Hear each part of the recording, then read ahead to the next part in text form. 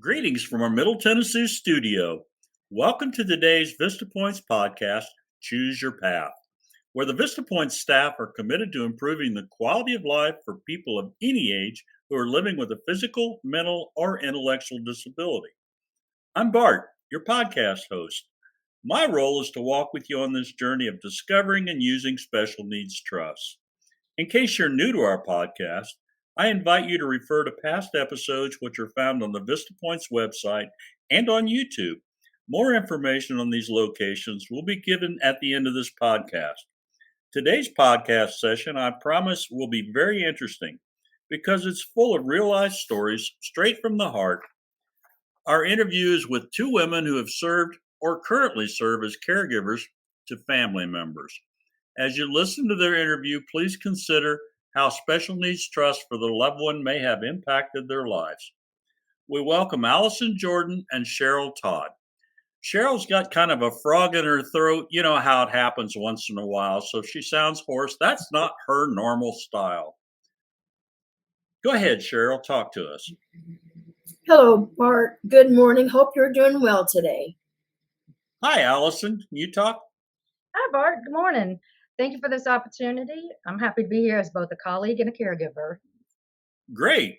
Today we're talking about caregiving. I understand both of you have taken care of loved ones in the past. Would you tell our listeners who you care for and a little bit about your loved one? Cheryl, let's start with you. Well, most of my life, I helped to take care of my mom. She had so many surgeries in and out of the hospital all my life. I had to take care of my younger sister since my mom was not able to. My dad had to keep working to pay the bills, so he was not around very much. I also helped with taking care of my grandmother for several years, who had grand mal seizures. Allison, how about you? Both my daughter Bishop at age 9 and my son at 4 years old were diagnosed in 2009. Bishop with a brain tumor, which caused multiple physical needs, and Warwick with autism. We were a two-income family, suddenly going down to one income, so I could care for both children. It was a very difficult time for our family. It sounds like. Well, I want to thank you, ladies. Your life stories are impactful. I know caregiving is a difficult job to do along with caring for yourself, for others, working, and having your own life. Allison, I've heard a lot about your son, Warwick. Will you tell us a little more about him? Sure. Warwick has both autism and ADHD. He was put on an IEP for school due to his learning disabilities. On May 19th, he actually graduated high school. However, he is on an extended plan where he will continue his education and learning of job vocational skills until he's at the age of 22. Proudly, he has earned an honorary scholarship through Tennessee for performing over 100 hours of volunteer time in our town during his 4 years of high school. Allison, Warwick sounds like such a lucky guy to have you as his caregiver and his mom. Will you tell us how you're involved in Warwick's daily activities? How do you work with him in special events and volunteer activities? We'd also like to know a little more about Bishop. Absolutely. Well, sadly, Bishop passed away in 2022. It was very hard on us, especially for Warwick, losing his sister and best friend. We were already playing baseball and basketball through our local special needs groups, including playing for the Special Olympics of Tennessee. We do continue to do this with Warwick so he can stay involved and enjoy his quality of life. In turn, we volunteer at fundraisers to raise awareness and funds to support those with disabilities. Wow, I'm sorry for your loss of Bishop, Allison. I bet she was an amazing young woman and so strong to endure so much. I'm sure Warwick misses his sister.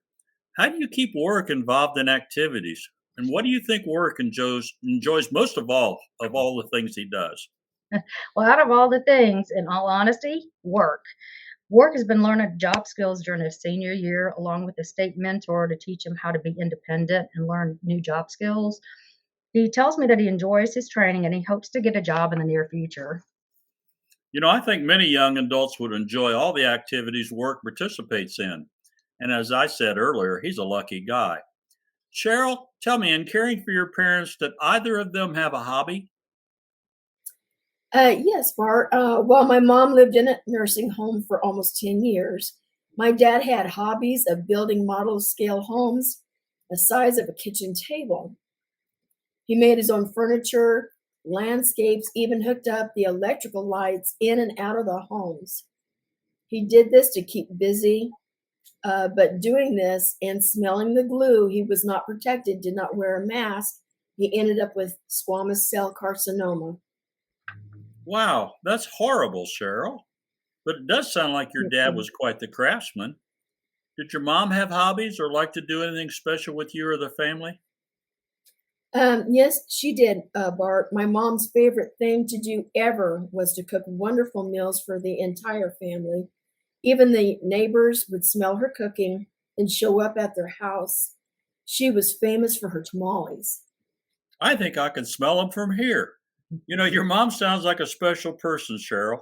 Thank you for sharing these stories with our listeners. Now, I'd like to turn the interview over to both of you. Caregiving can be so stressful and tiring. What stands out about your caregiving? Allison, would you start? Well, it's like hitting a brick wall. You have your life plans in motion, but when it comes to caregiving, especially unexpectedly, your entire life comes to a halt. Then it takes its course in a different direction.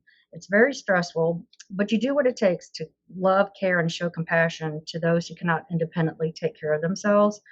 It actually fills my heart knowing that my son is happy and doing the best he can with the support of family and friends. Thanks, Allison. Cheryl? Yeah, I had always felt it was my responsibility to take care of everyone and to make sure that they were safe. Taking care of anyone is time consuming, even puts a strain on your immediate family. Being a caregiver can be exhausting, and at times it would even make me sick. But you keep going because it's the right thing to do. It is rewarding to know that all I did, all I could do, made their life better. You've both given our listeners insight into what it takes to be a caregiver, and I thank you. I know from personal experience that my caregiver goes through at times. I can be a handful when my Alzheimer's kicks in. Cheryl and Allison, do you think a special needs trust for your family member could have made a difference in their lives?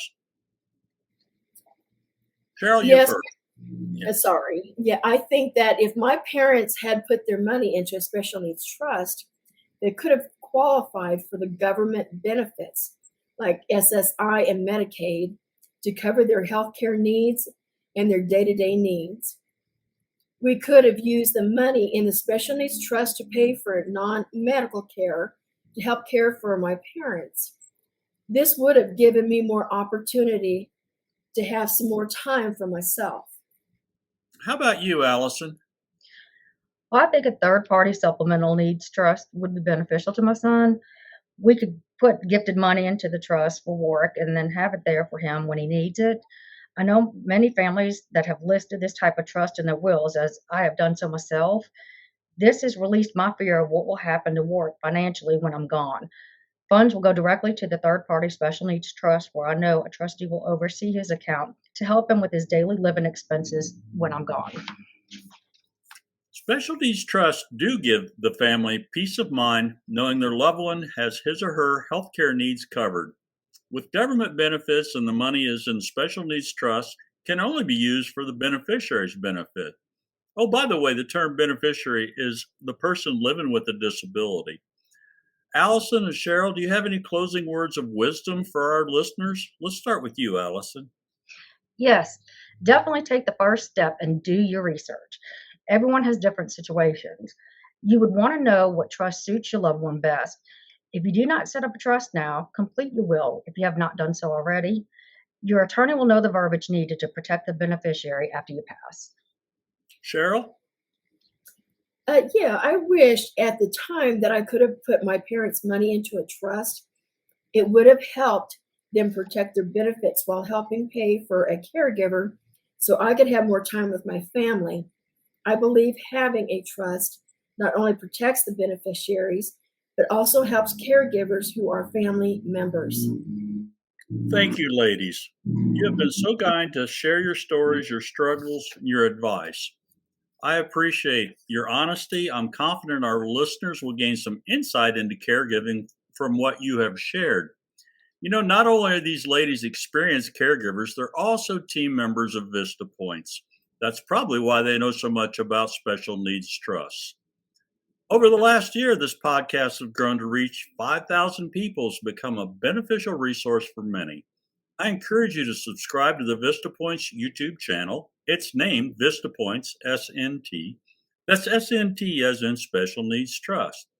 This way, you're notified as the latest episodes go live, which is on the 1st and the 15th of every month.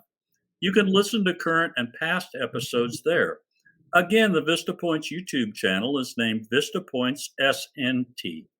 You can also find episodes to listen to or read their transcriptions on the Vista Points website at vistapoint.org. That's vistapoints.org. To talk with a Vista Points staff member, including the two you've just listened to today, you can call the office at 888-422-4076. That number again is 888-422-4076. Enjoy your day with your loved one. Come back for more or look into past episodes of Choose Your Path. Regardless of where you find us, we walk beside you on your path. I look forward to sharing more information with you on how special needs trusts